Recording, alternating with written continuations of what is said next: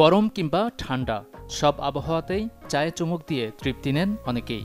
চায়ের মাধ্যমে মানসিকভাবে শক্তি সঞ্চয় করতে এতে নানা কিছু যুক্ত করেন চা প্রেমীরা।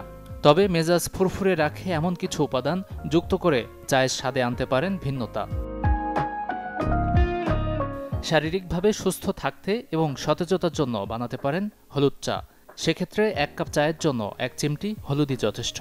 হলুদ রক্ত পরিষ্কার রাখতে, শরীরের রোগ প্রতিরোধ ক্ষমতা বাড়াতে সাহায্য করে। এই সময়ে রোদে পোড়া ত্বকের উজ্জ্বলতা ফেরাতেও দারুণ কার্যকরী হতে পারে হলুদ চা।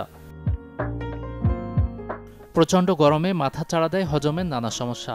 গ্যাস্ট্রিক, বুক জ্বালার মতো একাধিক সমস্যা নিয়ন্ত্রণে পান করতে পারেন এলাচি চা। 1 কাপ চায়ে একটি এলাচ ভেঙে দেয়া কিংবা এলাচের গুঁড়া মিশিয়ে বানাতে পারেন এটি। শরীর ঠান্ডা ও সতেজ রাখে এমন কার্যকরী একটি মশলা মৌরি।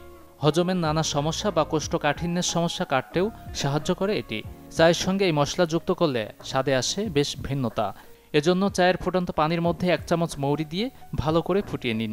এই চা প্রতিদিন অন্তত একবার খেলে ফলাফল পাবেন হাতে নাতে। Desk report, channel 24।